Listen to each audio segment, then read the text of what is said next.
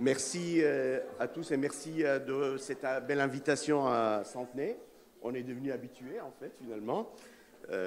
Donc, normalement, on avait prévu faire notre présentation en postprandial, que vous soyez moins concentrés. Et là, ça va être un peu plus compliqué parce que vous serez plus frais. Donc, c'est à nous d'être plus attractifs, car on va parler, que Dieu le sait, qu'est-ce que c'est dur de parler de la qualité. Juste entre parenthèses, cette aventure, pour moi, elle est un peu 17 ans ou 16 ans d'avoir certifié le service de néphrologie à Saint-Quentin en 2008. Enfin, 2009 active, mais on a démarré la démarche en 2008. Et c'est dur de parler de la qualité parce que c'est pas très sexy, pour dire la vérité. Mais par contre, c'est à nous de faire un jeu pour convaincre, pour vous inviter à partager quelques moments de plaisir qui ont transformé notre vie professionnelle, je dirais même privée. Donc, on a appelé donc cette présentation, elle sera à 3 voix, on va voir. Je l'appelle pour un destin collectif et non individuel. Donc, on chasse déjà l'égoïsme dans cette présentation. Quand on a le droit de se tromper impunément, on est toujours sûr de réussir. Voilà notre premier guide depuis des années. Ça, c'est évidemment Ernest Renan, qui est philosophe et écrivain français du 19e siècle. Alors, pour cette journée, la question qui a été dite, présenter ce que l'unité de Saint-Quentin, l'hôpital, on l'a certifié en 2009, ISO 9001 démarche individuelle. Évidemment, on a voulu faire la même chose à Santélis. Donc, on est certifié en UDM depuis 2019. Donc, la question présenter, c'était la question comment vous pouvez attirer cette démarche ailleurs. C'est ça la question. Donc, présenter votre démarche, c'est pas pouvoir parler de processus et tout ça, c'est ça qui n'est pas très. Donc, on va essayer de trouver un chemin différent. La trilogie intéressante dans la vie, sagesse, force et beauté, c'est ça les 3 temps qu'on va vous présenter aujourd'hui, à savoir 3 questions. Je démarrais le topo par ma part. Pourquoi ? Pourquoi ? C'est toujours le désir. Pourquoi on veut faire ça ? Parce qu'on a envie quelque part. C'est votre serviteur qui va le présenter. Par la suite, cette volonté collective, on appartient à un monde, ce monde-là dont le hors-centre, c'est l'autodialyse de l'UDM, c'est Santélis. Donc, Bénédicte, elle va nous présenter cette volonté collective d'appartenance. Et par la suite, toute belle chose doit être menée en acte, avec amour. Et c'est Julie qui va nous présenter comment on a traduit cette démarche sur un plan pragmatique. Donc, valse, on l'a appelée évidemment la valse à 3 temps. Moi, je vais parler du désir. Aristote disait le désir est l'unique force motrice de l'homme. Et Spinoza a ajouté il est même l'essence de l'homme. Une question que j'ai posée, j'ai vraiment posé, ce n'est pas juste pour la présentation, j'ai demandé cette question à une trentaine de personnes qui nous entourent. Pourquoi il faut s'engager dans une démarche de assurance qualité ? Voilà les réponses à la bonne franquette. Il y en a qui disent pour progresser, ça permet de se mettre en question, pour s'améliorer, ce qui mérite d'être fait, mérite d'être bien fait, et à la fin, repérer des défaillances avant qu'elles ne se produisent plus. Bon, je ne vais pas faire des présentations de qu'est-ce que c'est la qualité. La qualité, c'est juste pour faire ce qu'on dit et dire ce qu'on fait avec respect, du premier coup à 100% et pouvoir le prouver à tout moment. Voilà ce que c'est. Évidemment, je vais utiliser les moyens plus modernes. J'ai posé la même question qui me travaille depuis des mois. Qu'est-ce qui fait de nous qui nous sommes pour un destin collectif et non individuel ? Donc, évidemment, j'ai pris mon ordinateur et j'ai posé la question à ChatGPT 4. Intéressant, parce qu'en fait, j'ai mis en bleu tout ce qui est les mots repères et qui sont vraiment ce que je pensais. Donc, elle me disait, nous sommes des êtres humains, des individus conscients, est doté de la capacité de penser, de ressentir et d'agir. Nous avons une identité formée par notre histoire personnelle, notre culture, notre éducation, expérience et nos croyances et nos valeurs. Et à la fin, on n'est pas seul au monde, il y a une sorte d'interconnectivité les uns les autres. En même temps, donc, je vous ai fait un tableau de dire, parce que mon rôle aujourd'hui, de vous dire pourquoi il faut faire ça, qu'est-ce qui fait de nous ce que nous sommes. Sur le plan philosophique, ils sont connus. Qu'est-ce qui fait la différence entre l'être humain et les autres créatures ? Il a une conscience. on va voir la traduction dans le monde de la qualité. Ben, on a une conscience il faut aller plus loin. La perfectibilité, c'est l'espace de la liberté philosophale et de la liberté tout court, et ce qui crée l'histoire de l'homme. Les animaux n'ont pas d'histoire. La perfectibilité dans le monde de la qualité, c'est l'amélioration continue. Gestion de risque a posteriori, ce qu'on appelle, mais on s'en fout, c'est que la volonté de s'améliorer. En même temps, l'homme qui le différencie, il a un raisonnement, il peut penser a priori. Ça s'appelle la gestion a priori, monter un projet. On n'attend pas les événements indésirables, mais en même temps, on a des vertus et des valeurs, aussi dans le monde professionnel, même si on ne s'applique pas dans la démarche qualité, j'espère que tout le monde, on a nos valeurs professionnelles, la conscience, etc. Et dans le monde humain, on a ce qu'on appelle la volonté de puissance selon Nietzsche, c'est-à-dire que qu'est-ce qui fait de l'homme, il va rebondir même dans les cas durs, dans le domaine de la démarche qualité et professionnelle, c'est la résilience. Et à la fin, l'interconnectivité, on n'est pas seul au monde, il faut travailler et pouvoir travailler ensemble. C'est exactement pour ça qu'on a envie de faire la qualité. C'est exactement la réponse à la question « Pourquoi, M. El-Badawi, vous avez fait ça ?» Il y a un désir d'un destin collectif, d'appartenance humaine. Donc maintenant, je vais un peu détailler, tout en respectant le temps qui m'est alloué à 10 minutes, pourquoi faut-il faire quelque chose plutôt que rien. J'aborde le sujet pour répondre à la question de façon un peu plus détaillée sur 3 concepts. Un, c'est un fondement philosophique et moral. Toujours dans la même continuité, pourquoi il faut faire la qualité.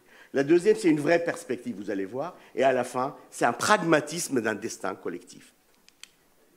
Pour la première, le fondement philosophique, je prends 2, il peut y avoir d'autres. Vous savez, l'homme a créé la morale parce qu'il n'est pas vertueux. À défaut d'être vertueux tout le temps, on a créé la morale.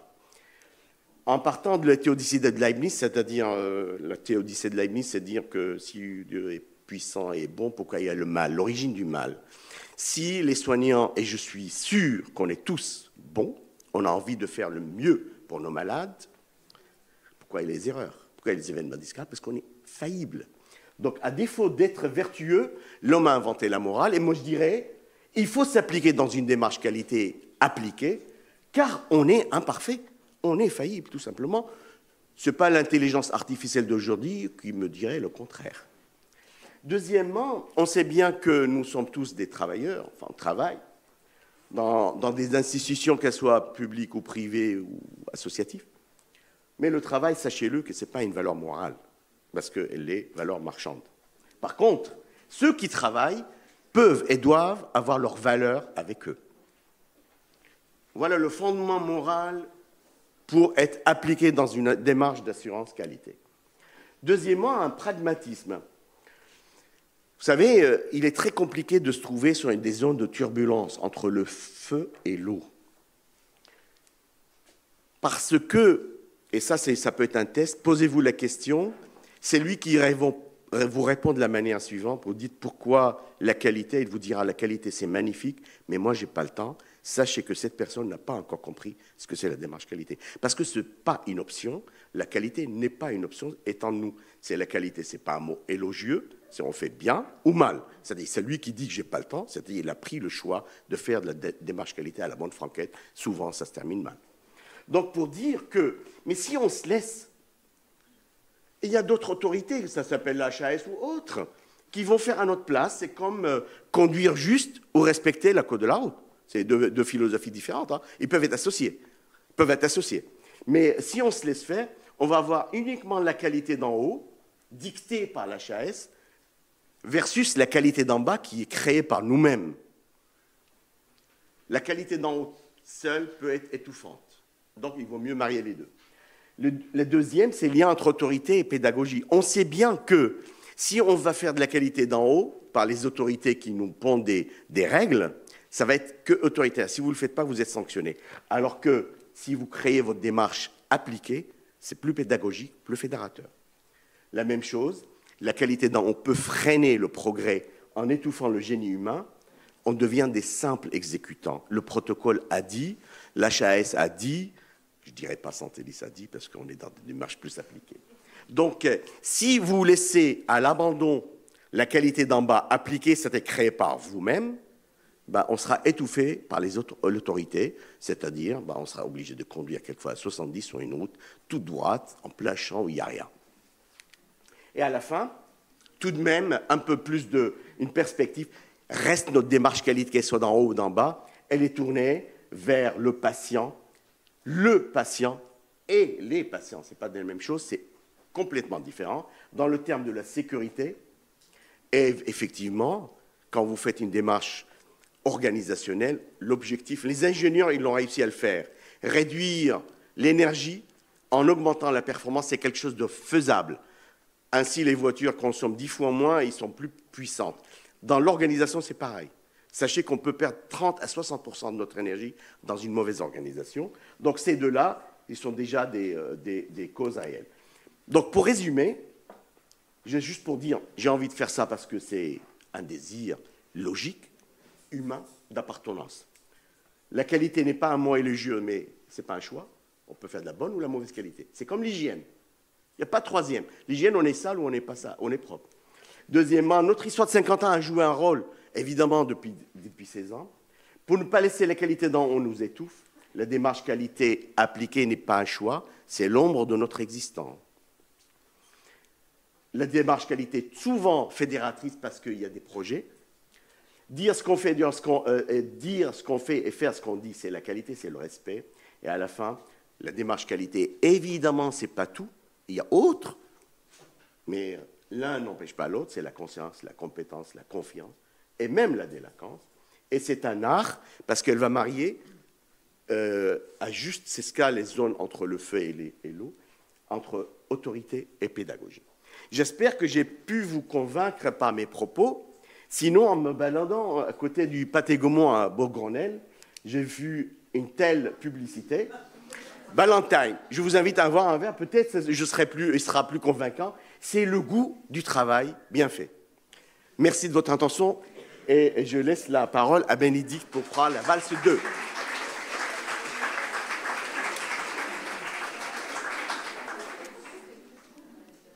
Ah, en dessous.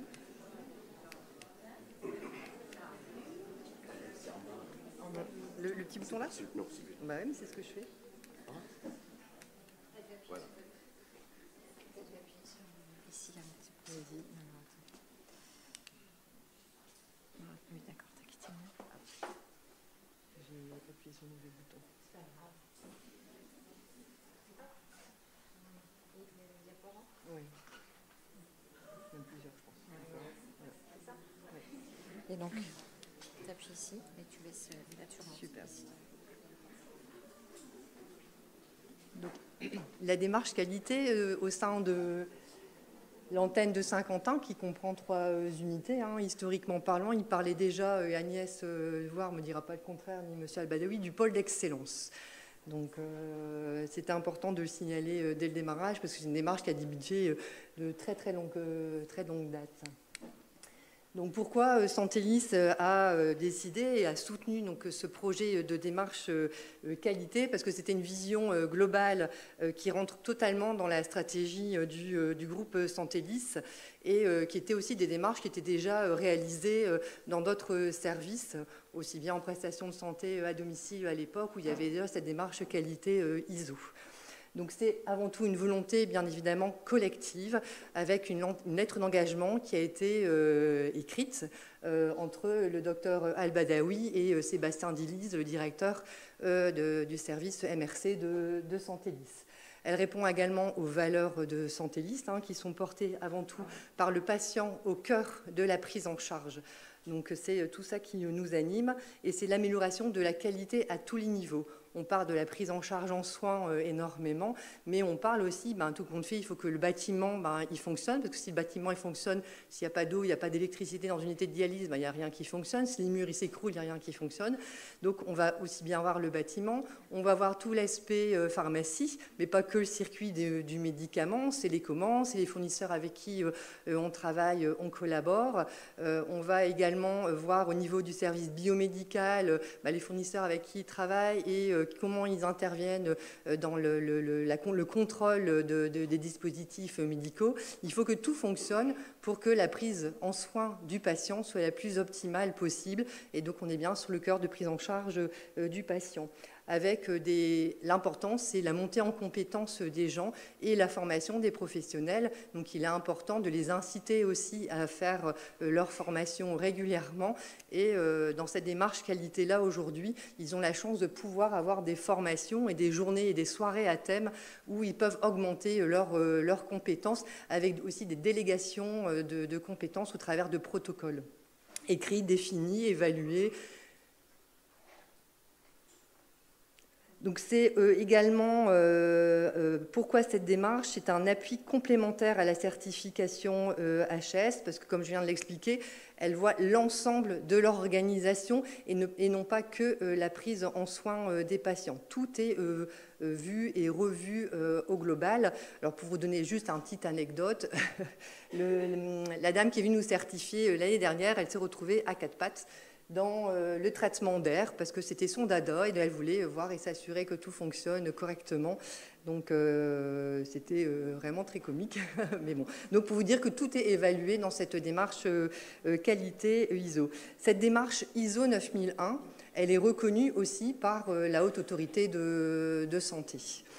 Donc, et cette démarche, alors quand je dis qu'elle répond aux attentes et aux exigences des parties intéressées, on parle des patients, des professionnels, mais tous les professionnels de santé, mais les professionnels avec qui on collabore, hein, les laboratoires, les boulangers, les épiceries, le traitement des déchets, tous les professionnels, l'ensemble des services, les institutions et bien évidemment les instances. Donc aujourd'hui, donc le docteur El-Badawi a été toujours porteur de projets innovants avec sa collaboratrice, le docteur Guimour, qui permet de tester des nouveautés, faire des études, voir si ça fonctionne, de l'évaluer, de réajuster, etc. Et pour nous, ces antennes et tout ce dispositif-là, c'est considéré comme un laboratoire avec des démarches qui peuvent être dupliquées de ce fait dans l'ensemble des autres unités des Hauts-de-France. On a 35 unités aujourd'hui. Donc c'était une démarche qui pouvait être intéressante aussi dans ce sens-là. Et on est bien sur une qualité et une sécurité de prise en charge globale. Et également respectueuse de l'environnement avec l'objectif du zéro déchet impérativement. Zéro déchet, zéro papier à l'époque. Pardon, zéro déchet, ce serait bien. On est d'accord. Zéro papier. Mais je pense que beaucoup ont mis en place cette démarche-là aussi. Donc, il est important aussi de mettre en avant cette démarche qualité et de l'objectiver par un organisme certificateur reconnu. Donc là, aujourd'hui, on a fait appel au bureau Veritas et donc nous sommes certifiés ISO 9001 par le bureau Veritas. Ce qui est intéressant pour la mise en avant de cette démarche, de prouver que tout compte fait, ce qui est fait fonctionne, il y a tout un management qui est fait par objectif avec des outils de mesure, d'évaluation, de réévaluation, d'ajustement qui vont se faire derrière.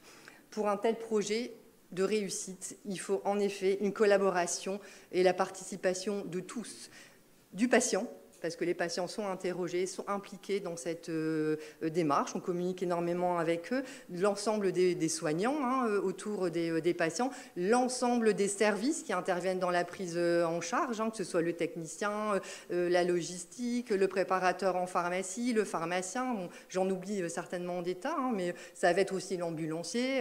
C'est tous des gens qui vont être interrogés dans la démarche et on va s'assurer aussi qu'eux-mêmes ont une démarche qualité et on va aussi les pousser à avancer, à progresser dans leurs activités. Donc c'est bien cette collaboration qui fait que cette démarche peut aujourd'hui être mise en avant avec cette certification et cette belle réussite aujourd'hui. Je vais laisser la parole à Julie. Donc c'est celui-là. Merci.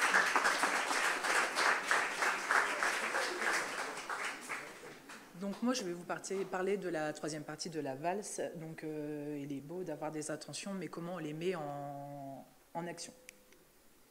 Donc on a trouvé trois concepts autour des bénéfices de la démarche qualité qui sont travailler ensemble, rassurer et s'améliorer. Le premier concept, travailler ensemble, c'est un concept fédérateur.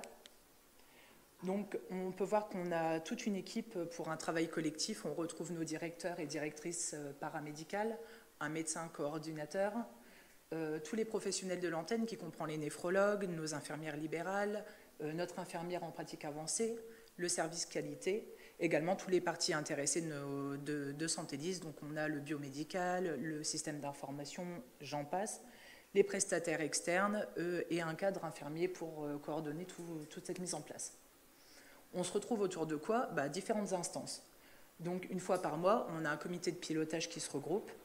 On a également un comité opérationnel qui regroupe une vingtaine d'infirmières 3 à 4 fois par an.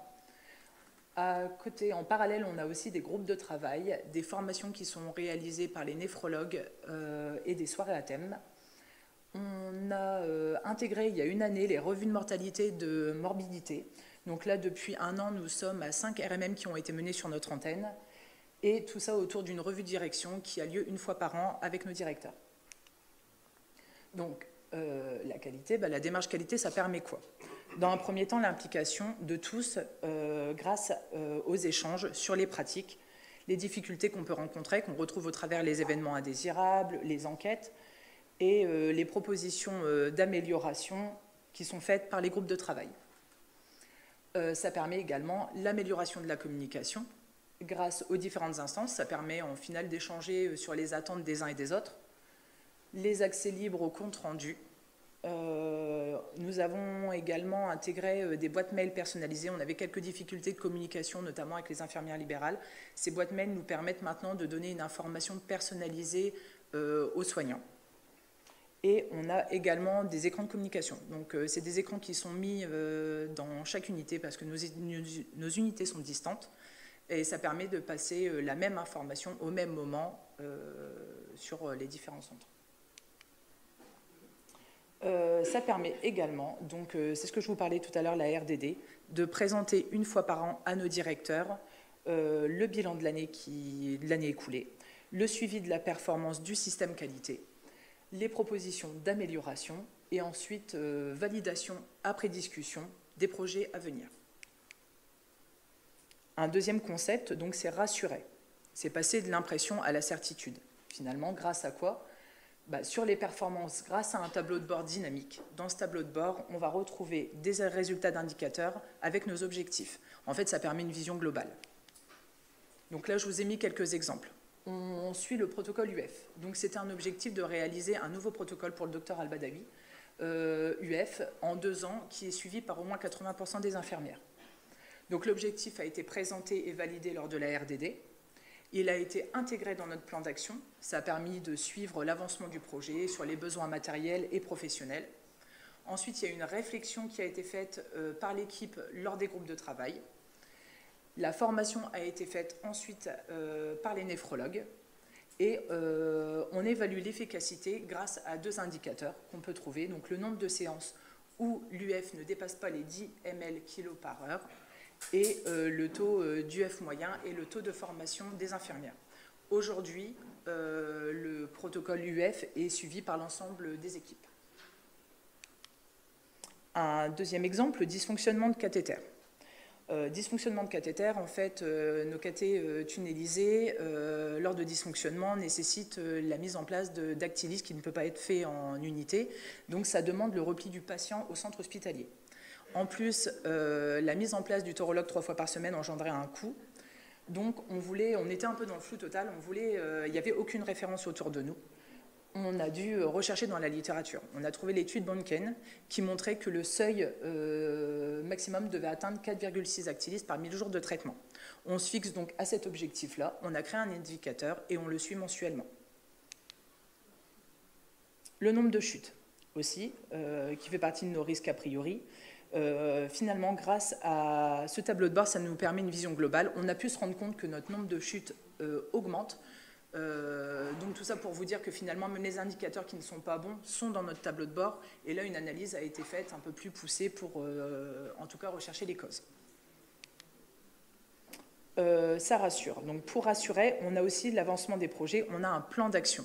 Le plan d'action, c'est un tableau qui va comprendre toutes les actions, leur avancement, selon leurs origines. Les origines du plan d'action, ça va être nos opportunités, nos faiblesses, mais aussi tout un système d'évaluation qui comprend les événements indésirables, les retours des RMM, les enquêtes de satisfaction et les objectifs. Donc finalement, un tableau où on a vraiment tout et ça permet de ne rien oublier, d'avoir toujours un dynamisme par rapport à nos actions. Le troisième concept, c'est de s'améliorer, la perfectibilité. Donc s'améliorer, on a pour cela un système d'évaluation globale. On pratique des évaluations de pratiques professionnelles. On a par exemple la chambre des erreurs. On a également l'environnement patient, le dossier patient. Nous avons aussi des requêtes automatiques. Je vous parlais du protocole UF tout à l'heure. Donc là, par exemple, on a une requête pour vérifier le respect du protocole UF et aussi le dysfonctionnement de cathéter. Et nous avons donc depuis 1 an la revue de mortalité et de morbidité. Ça permet de sensibiliser, d'apprendre et d'améliorer sans jugement sur les pratiques pour renforcer la qualité et la sécurité des soins. Je terminerai cette partie donc par une citation. « Toute graine plantée dans le sol de l'esprit prend racine, grandit et tôt ou tard se transforme en acte, porteur d'occasions et de circonstances. »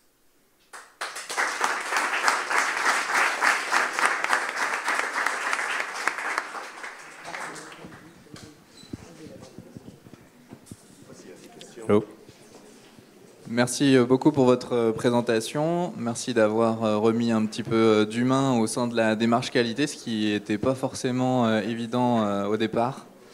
Donc la session est ouverte aux questions. Je pense que vous avez compris qu'il n'y aura pas de tabou aujourd'hui puisqu'on a réussi à faire la promotion du whisky à Centenay. Donc n'hésitez pas, posez vos questions.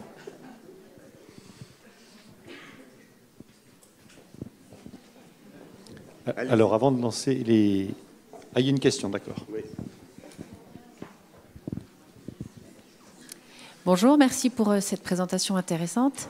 Est-ce que vous pouvez nous en dire un petit peu plus sur la visite et la modalité de certification? Est-ce que c'est très différent de ce qu'on fait pour les certifications HAS pendant la visite ou est-ce que ça ressemble? Est-ce que c'est dans la même démarche? C'est adressé à qui? Celui qui saura mieux répondre. Donc, au niveau de la visite de certification, donc, on part sur un cycle de 3 ans où on répond donc aux critères de l'ISO, on a validation du certificat, et ensuite on a un renouvellement 1 fois par an par l'auditrice. Donc on part sur des contrats de 3 ans avec la même auditrice, donc, ce qui permet de, au fur et à mesure des années, creuser un petit peu plus dans le détail. Et en parallèle de ça, nous, on mène un audit interne auprès de Centellis pour pouvoir... le concept, c'est de s'améliorer continuellement, donc de pouvoir assurer, en tout cas, qu'au milieu de l'année, on est toujours dans les... On répond toujours aux normes de la certification. Je vais juste ajouter l'ISO, enfin l'HAS, on est à 21 ans de certification HAS. Si vous voyez la naissance de l'HAS jusqu'à aujourd'hui, on est dans une démarche linéaire progressive. Parce qu'on ne pouvait pas, la première version, c'était avoir des portes coupe-feu, par exemple. Et là, on est dans le dossier patient, travailler ensemble, le pacte, etc. etc. C'était une démarche très progressive parce qu'ils ont, à juste titre, l'autorité, ils ont compris, on ne peut pas lancer d'emblée un truc global. Alors, l'ISO était d'emblée global. C'est juste pour dire, c'est-à-dire, il y a 15 ans, l'ISO, c'était beaucoup plus dur que l'HAS. Maintenant, ça se vaut. Il y a juste s'adapter à des termes de l'HAS. Mais c'est grosso modo, aujourd'hui, le fait qu'on est arrivé quasiment, le petit niveau de l'HAS, la dernière version, elle est au niveau de l'ISO. Hein. C'est inspiré de l'ISO. Parce qu'il n'y a pas, de toute façon, il n'y a pas 36 000 manières de faire ce qu'on dit et dire ce qu'on fait. Mais avant, l'écart était beaucoup plus grand. Maintenant, c'est pratiquement, suffit de s'adapter. J'ai une petite question, moi également. Merci déjà pour la présentation et l'habillage sexy de la qualité. Là, on a vu qu'on partait avec une prise philosophique des données pour arriver à des choses très pratiques par la fin. Alors moi, il y a une question que je voulais vous poser. Quand on est à Centellis, comme quand on est dans un hôpital, on a une antenne qui fait de la dialyse, qui fait de la néphrologie, puis on a des activités qui ne concernent pas la néphrologie. Est-ce que cette démarche qualité, elle a pu, au sein de Santélis, s'étendre à des domaines qui ne concernaient pas la néphrologie ou la dialyse? Et si vous avez pu la mettre également dans un centre de dialyse hospitalier, est-ce que vous avez pu vous intégrer à la démarche qualité générale de l'établissement? La question est pour tout le monde. Hein. Non, mais j'ai besoin de précision. Par exemple, dans une antenne d'UDM, qu'est-ce que tu veux dire, c'est non-néphrologie? Non, mais je veux dire, Santélis, oui.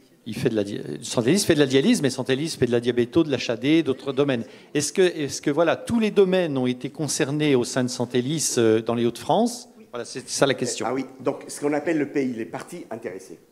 La démarche, l'ISO, même si je dis l'ISO n'a pas changé, elle a changé un peu la version en 2015, c'est la maîtrise. Parce qu'en fait, c'est vrai. Par exemple, quand on a certifié un service, tu es dans un hôpital, on dépend de la pharmacie, on dépend ceci, cela, et il n'y avait pas question de les maîtriser. Maintenant, c'est une obligation de les maîtriser. C'est ce qu'on appelle les parties intéressées, externes et internes.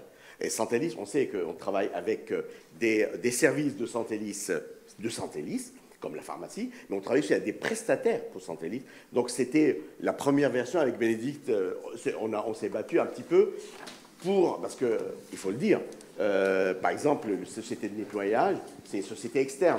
Donc, c'est développer le cahier de charges avec des indicateurs mais il faut maîtriser les parties externes. Donc, oui, parties intéressées, il faut les maîtriser. Tant qu'on peut. Monsieur Dilis, vous vouliez ajouter quelque chose? Oui, un complément donc, sur la démarche ISO à Santélis. Donc, historiquement, c'est la première démarche qui a été faite à Santélis en 98, où, comme il n'y avait pas encore la HAS, tous les services ont été certifiés ISO. Et après, pour les établissements de santé, on est passé évidemment sur la HAS. Par contre, les services de prestations à domicile, donc représentés aujourd'hui par Michel, sont certifiés ISO. Mais il y a aussi la crèche, il y a aussi notre école d'infirmières. Donc il y a une démarche ISO. Et ce qui est intéressant aujourd'hui dans l'expérimentation dans la certification ISO des unités de Saint-Quentin, c'est qu'on vient chercher aussi des métiers, les métiers support, tels que le biomédical, le bâtiment, qui sont parfois vus de loin au niveau de la certification. Donc ça, c'est pour moi un point très important. Chaque service a son label qualité.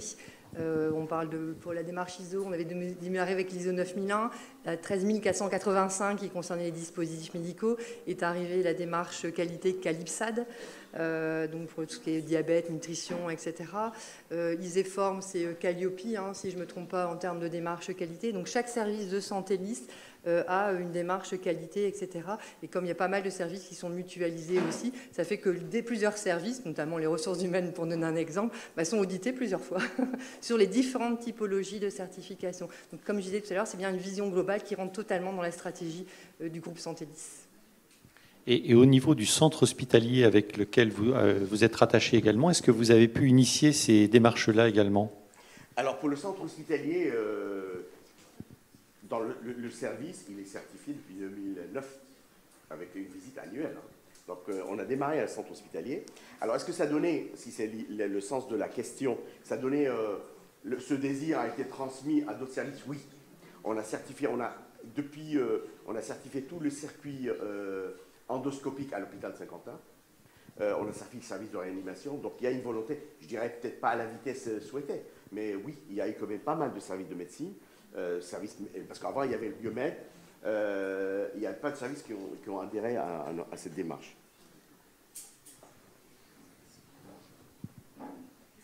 Y a-t-il d'autres questions?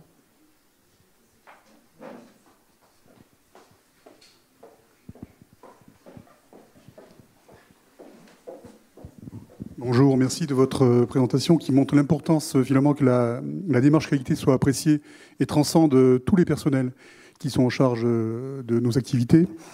Alors j'ai une question qui est un peu personnelle et vous aurez le loisir de ne pas y répondre. Vous avez dit en introduction que la qualité avait changé votre vie et je suis curieux, très curieux, c'est peut-être indiscret.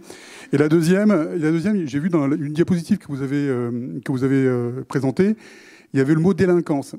Et je me suis dit, mais qu'est-ce que la délinquance vient faire dans la qualité? Et j'ai pas compris. Et en fait, c'est pour ça. Ah ben merci pour cette deuxième question. La première, je réponds en deux. Hein. Je commence par la deuxième. En fait, il faut savoir que la qualité, moi j'appelle, évidemment, j'avais que 10 minutes, le temple de la qualité, c'est cette démarche appliquée.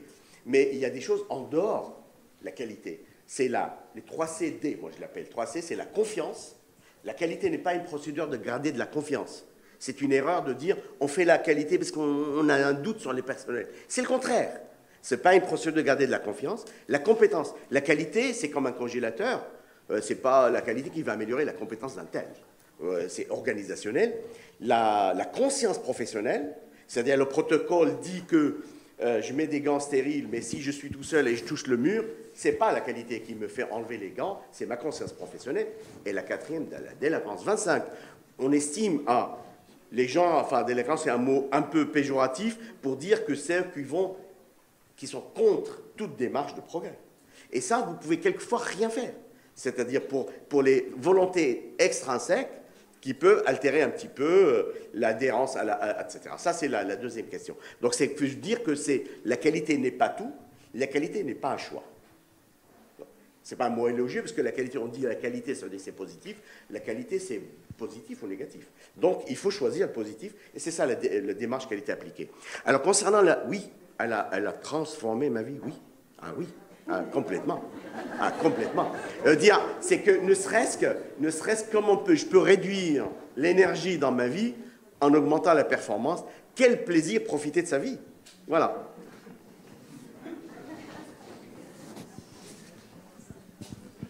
Merci beaucoup. Merci.